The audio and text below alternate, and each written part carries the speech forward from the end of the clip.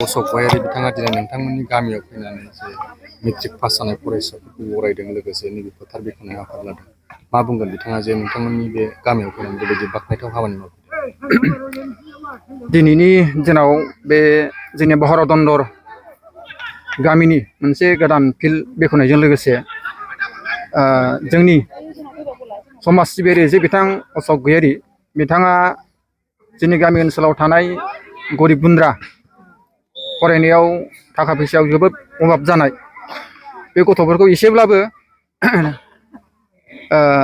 रां रुफा लेखा बायनो आरो ड्रेस बायनो थाखाय बिथाङा जे जोंनि गथ'फोरखौ अननानै अनसुंथाइ होफैदों बेखौ जों जोबोद बाख्नायदों।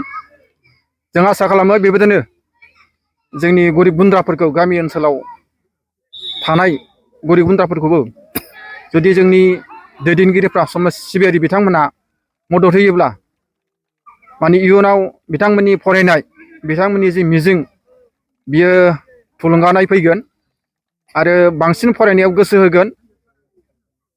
दिनै जोंनि ओनसोलाव गोबां गथ'फोर दङ माने फरायसालियाव थांनायाव माने थाखा फैसा मटर गाखोनो बिदिनो लेखा बायनो समावहाय माने मोननो थाङा बिमा बिफाफ्राबो बिदि होनो हाया। दा बेफोरबायदि एसे एनै जोंनि समाज सिबियारि बिथांमोना एबा जोंनि गभर्नमेन्टआव थानाय बिथांमोना अनसुंथाइ होयोब्ला एबा बेबादि एफा एनै रां रुफानि मदद होयोब्ला बिमा बिफाफोरजों लोगोसे जोंनि फरायसा गथ'फ्राबो जोबोद गोजोननाय मोनो आरो फरायनायाव थुलुंगायो। मिजिं थिदों फिउचारावबो बिदिनो माने जोंनि गरिब गुन्द्राखौ माने नायनानै जाहाथे अनसुंथाइ होयो आरो जोंनि गामि ओनसोलनि फरायसाफोरनि फरायनाया जौगालांगोन बेखौ जोङो मिजिं थिदों।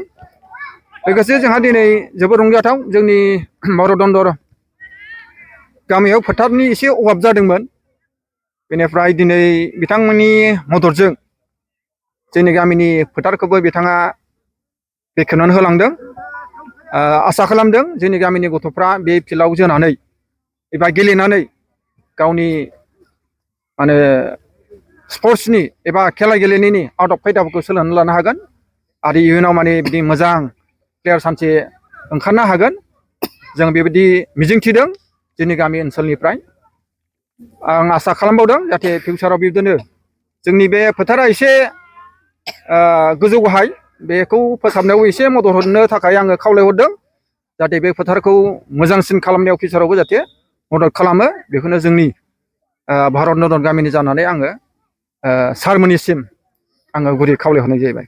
असक गयारि बिथांनि जिहेतु खामानि असक गयारिनि बिथांनि मावफैनायाव जोङो जोबोद गोजोनदों। बिथाङा जोङो गोबां सिगाङावहाय आसा खालामबाय थादोंमोन जोङो सोरनाव मा खालामबा जोङो मोजां जागोन बेखौ जों नागिरबो मोनाखैमोन। खिन्थु जोंनि खावलायनायाव असक गयारि बिथाङा जोंनि आर'ज खावलायनायखौ बिथाङा गनायदों आरो जोंनि फोथारखौ बिथाङा फोसाबनोबो बिथाङा खोथा होदों।